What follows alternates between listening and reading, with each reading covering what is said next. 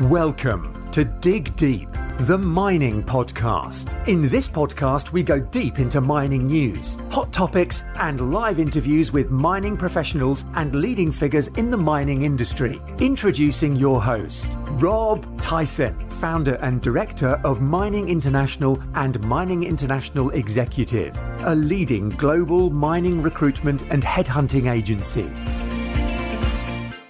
Hi mining community, welcome back to another episode of the Dig Deep the Mining podcast. And today's guest is JC Grobbelaar, who's the Director of Integrated Technology Solutions at GardaWorld International, who are a global leader in security services with a team of highly skilled and experienced professionals to protect their clients' businesses, employees and assets in high-risk conflict zones or in daily operations across many industries, including mining. With a background in the military, JC leads the Integrated Technology Solutions division for GardaWorld International and heads up a team of experts that is responsible for the design, project management and deployment of integrated technology solutions across a range of industries. JC is going to talk about the company, what they do in the mining industry, and discuss any more advanced technologies that they adopt to minimize risk in our industry. JC, welcome to the podcast. How are you? Thanks, Rob. Great. And you yourself? Yeah, I'm good. Thank you. As an active listener of this podcast, you know how we always start these podcasts off. I wonder if you can just tell us a little bit about your background, your career. As I mentioned, you in the military, and tell us a little bit about yourself. Thanks, Rob. Yeah, I actually started out in a metallurgical environment. I studied metallurgical engineering many moons ago. Started in the gold environment as a linear reduction official, working on the old Anglo experimental mines in South Africa. So I got a long history in mining. But then at a stage, I decided I'm going to get stuck on a mine somewhere in the bush. And I thought, that's not a good idea. So I did a change of career. And nowadays, I spend more times on the mines than I ever would have done before as a metallurgist on the mine. So I look after our operations in Africa, core business of the extractives, the Europe side, so Eurasia, and then a little bit of the South American business from a technology perspective. The Middle East also fall in that specific remit. So my background, the military side, I spent 10 years in special forces on the reconnaissance side. So I got a very good idea on strategical infrastructure and protection of strategic infrastructure across the globe. And that links nicely up with the engineering and the mining experience that I've built up over the last few years. And then obviously being a keen follower of technology, driving technology across all of the platforms that we implement across the globe. How did you move from being working as a Met, moving into more technology? In the first phases, when I just prior to or just after my military career, because we were still conscript in that stage, I decided to make the change and move to either working for myself or not working for a boss at that stage, and started the first operations in Angola in the heydays of Angola, where diamond mining was still rough and tough, and diamonds were carried by hand with pickup trucks between mines and aircraft. And I saw the opportunity to actually start using technology to make that portion easier. You coming from the engineering aspect, instrumentation is a core business of our, obviously, in the field of engineering. And that I saw the gap between security, which sort of use communication backbones, but not efficiently enough, and to merge that with the instrumentation side, especially in the oil and gas side. And that sort of created the environment to merge the two parts, the operational technology and the IT technology together, utilizing same infrastructure and backbones and providing a single point of solution for a client, de-risking them not only by putting add-on security stuff, but actually leveraging what is used in the field in instrumentation control and leveraging the security portion on top of that. So yeah, it's sort of a natural merger in finding an easier way of solving silos in whatever industry, because you always have the production silo, a bunch of engineers, and you've got a bunch of ex-military guys running the protection on the outside, and they sort of never talk to one another. And there's a lot of touch points that actually need to take place to make a efficient mining environment. Wonder if you can just tell us about GardaWorld as a company and what you do in the mining industry. So Garda is a Canadian-based company started in Montreal quite a few years ago. The technology division is quite new. Started about 2.5, 3 years ago, driving the business into the technology field and making use of technology to reduce risk. We operate in more than 50 countries. Currently, globally, we've got about 150,000 people working for us. In the current state in Africa, just under 40,000 people. 9 active countries where we've got head offices in Africa, but the technology division is project-based, so we work in 36 African countries at the moment, actively on extractive mining and infrastructure projects. I'm based in Dubai, but spend most of my time on the African continent visiting clients and solving problems. Because that's our main task, is to partner with clients itself and assist them to solve their problem as a partner. And I suppose, what kind of problems do you solve for mining companies? The most in the initial phase, because we work through the whole mine cycle, so from the pre-feasibility right up to mine closure. And all of those phases got specific applications to reduce risk. So in the initial phases might be doing the survey with the geologist, actually to see who's actually on the mine site, who's actually active there. You've got investors that come in that never seen the mine site in their life. They saw a picture of it, but they don't know the complexities of community and the community that's actually active there. So we get involved very early stage of mine development, taking through the cycles. And then where it starts with the engineering, the front engineering design part is actually to engineer the risk solutions into the mine plan. Where previously the EPC would have been appointed to do a peer engineering sort of view, what the plant should look like, what's the production cycle, and then once the mine is actually commissioned, the mine needs to spend a couple of $1 million again to put a fence down to keep the people that's not supposed to on the mine out of the mine, and that's sort of a cycle you don't want. So early stage involvement is critical for us, and then we engineer the solutions right from the beginning. So assisting clients with journey management, safe transportation in the countries. We interface a lot with the human capital side, where we manage the initial contractor management portion, where you have multiple contractors on site during the construction phase. Where obviously there's lots of critical components in a construction phase that doesn't have a lot of value per se for you as a client, but if that part is not there during commissioning, it can cost you $1 million a day. So someone will typically steal a elbow or take an elbow that's critical for the production cycle and use it as a flower pot at his house, or to make a cooking pot somewhere, because he doesn't see the value in. But that specific component might have been manufactured in Germany on spec, and it takes 6 months to manufacture that component. So protecting all of the critical elements that does not seem critical initially through that cycle is actually part of our job. And then obviously with the contractor management, to make sure that contractors are safe, they're working safe, right, according to the mine plan, but also a lot of those people stay on post-production or post-commissioning phase. So it's a fluid one process for the mine owner who's on site, got all the data, what the guys' health and safety record is, so it makes it much easier for them to go into the production cycle. So yeah, it's quite a big spiel we've got, but yeah, covering it from the early phases of mine development. What's GardaWorld definition of smart mining? Well, smart mining is a definition that we haven't, well, it's not our definition. It's the way that the world is working nowadays.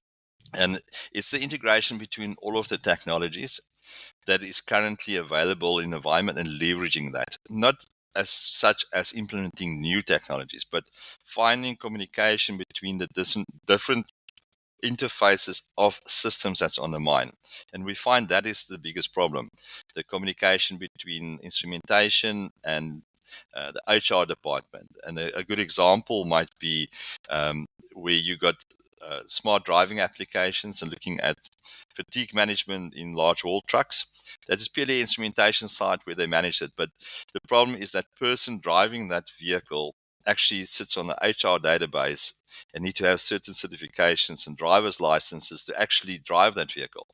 And that disparity between information becomes critical because you want to prevent that person actually getting in that vehicle in the first place and starting it instead of looking at fatigue management of a person that's not supposed to drive it. So smart mining for us is integrating all of the silos between HR, IT, production, planning, mine planning, health and safety, and security, and breaking down those silos and actually share information that's valuable to everyone. What would be the outcome of your solutions to your mining clients and within the mining industry?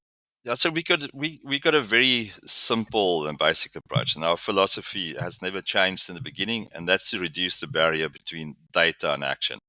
So using technology to achieve better productivity in a safe environment while also reducing the risk and the operational costs for the mine. And it's got basically four key pillars that we base it on. And it's very much similar that you find it's based on the Cisco principles, and it's enhancing production and efficiency by tracking every aspect of the mining activity. So from pit to port. So whether we track people or vehicles or product onto vehicles, onto trucks, onto weigh bridges, to ships, to trains, tracking that whole process is critical. And then obviously protecting the workers via location tracking, remote operations, and monitoring of hazardous work areas, where CCTV previously would have been security. Now it's got a function in production, health and safety, and security. The same camera watches the same transfer point within that environment. And obviously by sharing information, you boost productivity across all processes and applications. You reduce the risk, you improve your compliancy, and enhance your security in the environment, physical and all cyber safety measures. And the most important one is to reduce the production risk. So give you real-time visibility of all of your assets, identify potential issues early, and that help to extend the lifespan of those devices as well. So that's in short sort of the outcome, that whatever is plugged on the back end becomes irrelevant to us as long as we reach these four main pillars of the solution. Could you expand on transfer point risk management within the mining environment? Yeah, that's quite an interesting one. I mean, transfer points for us is not only belts, ROM pads, feeds, mills. It's a transfer point between people and physical barriers as well. So it starts from the outside of your mining perimeter, where you transfer from the public zone into a certain zone through, it can be, by example, a turnstile. So typically that turnstile in previous thinking was an access control point controlled by security. Nowadays, that's probably only 20% security, because at that transfer point of people, we actually check core body temperature. So we can early stage detect if there's a virus within your mining community because you see increase in core temperature. We do all our certifications, which means before you go into the mine site, we're actually checking your compliancy with regard to, have you done your health and safety, have you done your exams, are you compliant with your licensing? And then we also manage the time and attendance, which has got a direct cash influence on mines and a huge cash influence on overtime pay, what has been paid, so that people get paid exactly what they're actually working for. And then the other side, reducing false claims in overtime. And typically that can have, by implementing that sort of transfer point control for time and attendance, up to 38% saving in overtime claim on a mine, which got a direct effect on their cost base. And then obviously going to the production side, looking at the transfer point from a belt, where obviously coming from the ROM pad, you get the grade is constantly increasing as you get closer to the plant, where that, if that belt stops, that specific transfer point or that bin where it needs to go in, if that belt stops, it's got an influence on production. It becomes a health and safety issue because there's a secondary belt feeding on that. So you'll start getting spillages in that area. And thirdly, it's a health and safety issue if there's chemicals in that area. So that transfer point, previously, which might have only been a production one, is now becoming health and safety as well as a security issue, because all three of those entities need to be involved. If you've got high value product like gold or platinum, whatever is feeded on the belt, then obviously that spillage becomes large value, and it depends on where in the cycle of the miner. So in any process, we look from a process perspective at how the plant is built, what is transferred at which point, and we manage and control those transfer points because they are the critical points in any operation from health and safety, security, and a production viewpoint. Is there any specific technology that you use or utilize to enhance your client's risk? Yeah, so the main thing is actually using a lot of AI in the back end, utilizing all the technology and infrastructure there, and trying to leverage the lifespan of that out as much. So we do deploy a lot of AI and machine learning components on the back end of either the access control systems or CCTV systems, which give us the capability now to measure and trigger events which previously had to be watched by a human. So we're creating specific triggers that is related to certain parameters, whether it's temperature checks or spillages that can be monitored via a lining the place or people walking across a certain barrier or perimeter. So AI plays a very important part in what we do. And we do deploy facial biometric software on the back end that can be plugged into any of the cameras. It give us the capability to track people right across the site without them having a physical tag on them, which is sometimes problematic having tags within certain environments. So it gives us that full capability to track people where they are, and with the same software we're also able to detect the use of PPE, whether the person's got their helmets on, do they wear their visibility vests. We can detect gloves, mask, non-mask, or whatever is required within the health and safety side. So leveraging that on older systems, and then obviously with the newer technology, making use of edge-based technology, which means that the most of the work is done on the edge. So what we get on that backside is very small, and it's only specific requirements which give us alarm.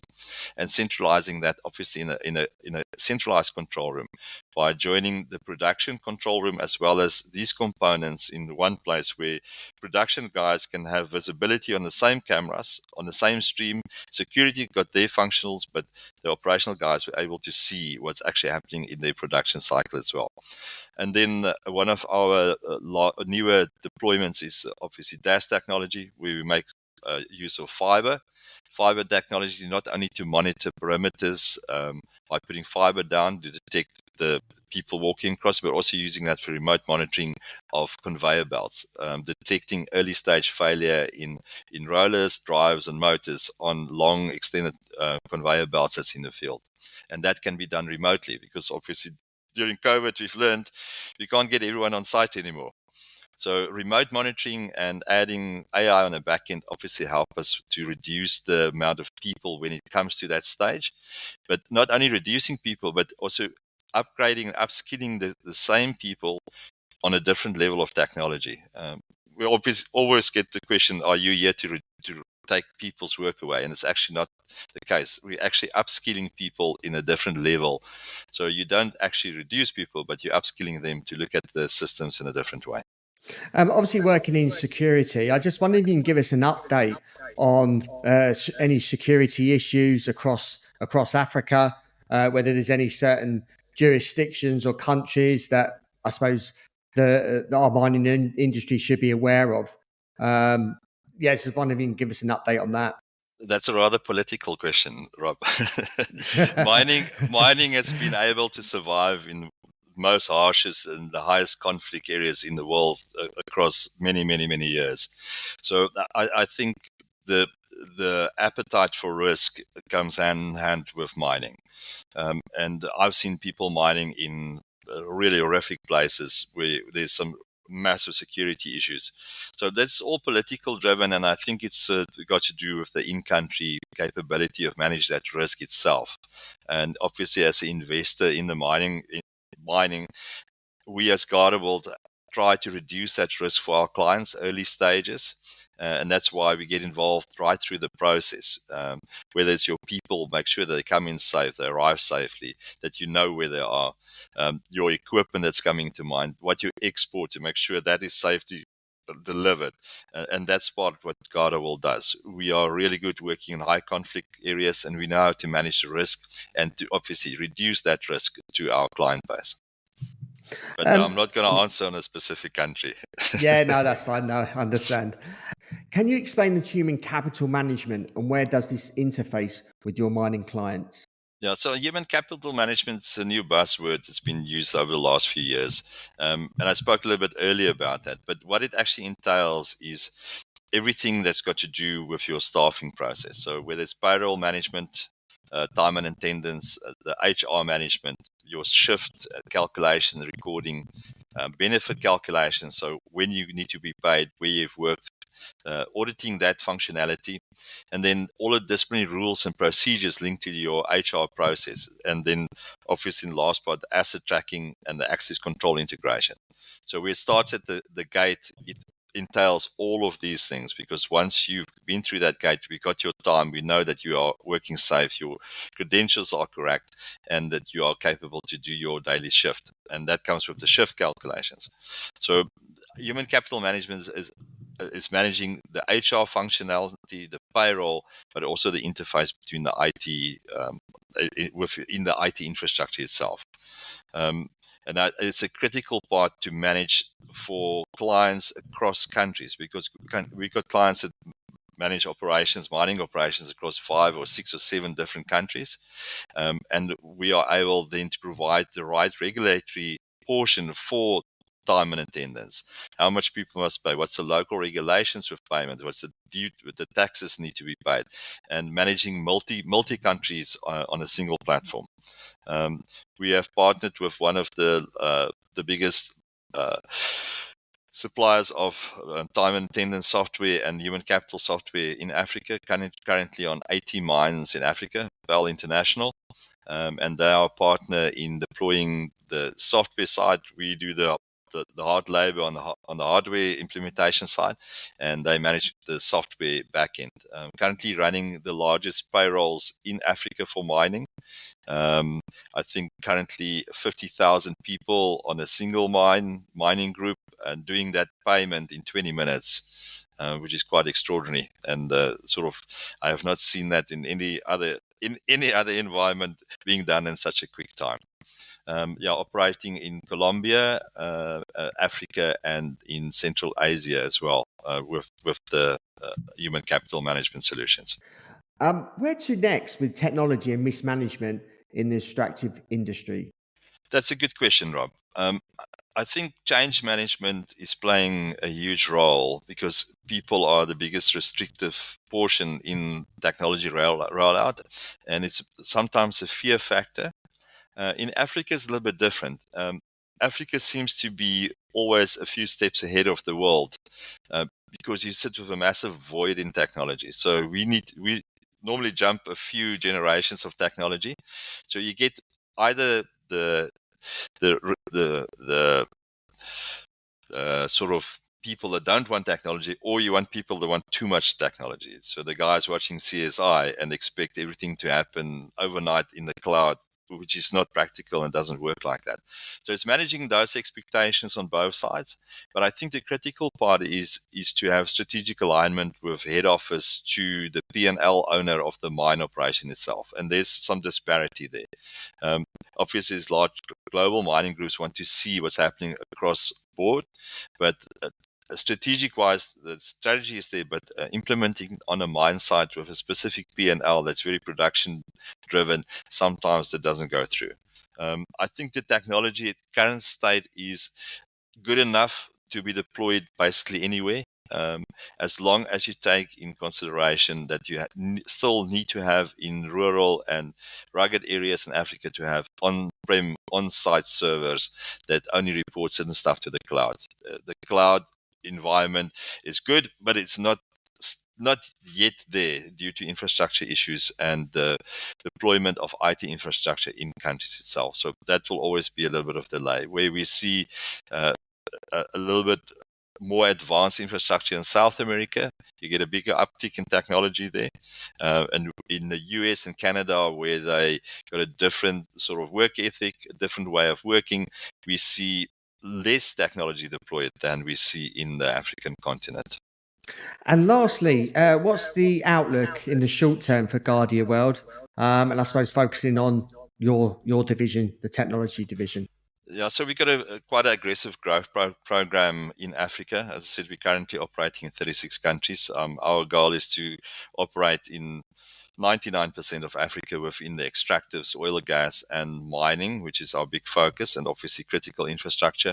Um, and growing this expertise back into the European base, our East European base, as well as some focus countries with mining development. South America is going to be a big focus for us in the next few years.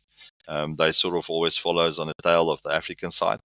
But West Africa is a big focus. We see a huge uptick in mining in West Africa. If you think about the Rio Tinto developments in Guinea-Conakry, the big coal mining, iron ore, copper. Copper has got a huge uptick. We see Angola as a big growth in the copper environment, and then you look at countries like Gabon, which is now the iron ore. Fortescue jumping near Kumba Resources for the manganese.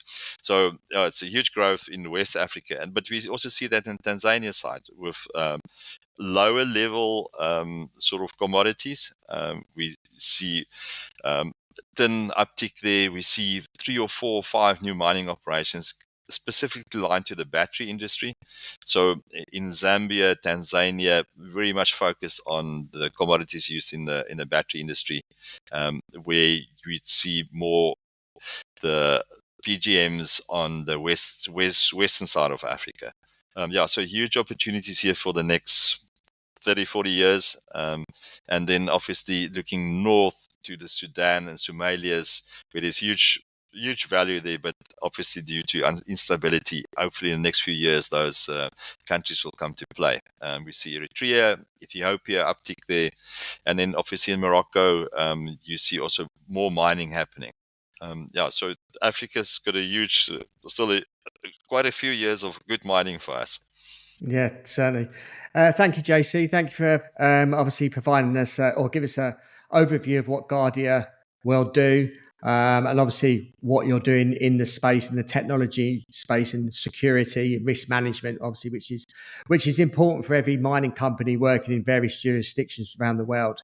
If our audience wants to reach out to you, if they want to follow the company and what you do and yourself, how can they go about doing that, and what social media platform channels are you on? Yeah, I mean, I'm the LinkedIn profile, you'll find me there. And then you can also GardaWorld and GardaWorld International on LinkedIn. I'm mostly on LinkedIn. I don't follow the other social platforms. But yeah, on LinkedIn, you can find us as GardaWorld, GARDA, and then World. Yeah, we'll include those in the show notes anyway, for people to access that a lot easier. Well, thank you for your time. All the best for the rest of the year. And perhaps you want to come on next year and maybe even give us some update on any technology advances, or even tell us a little bit more about what's happening within Africa from a risk perspective. Thank you, Rob. Yeah, I'll be at the DRC Mining Week from the 12th of June in Lubumbashi. So anyone in that area, you're welcome to reach out to me. You'll see we're quite visible at the Mining Week. Yeah, no worries. And do you attend any other conferences around the world during the course of the year? I've got quite a full calendar. I actually can't remember. There's a few of them coming up. I know there's a few in Europe on transportation and critical infrastructure. And then obviously the Mining Week in Durban in January, the mini mining in Durban in Johannesburg. And I just finished the Link conference in Kolwezi. Yeah. Well, I guess if any of our audience wants to reach out to you, they can find out where you're going to be, what conference around the world, and obviously meet up face to face. Thanks, Rob. Thank you for the opportunity.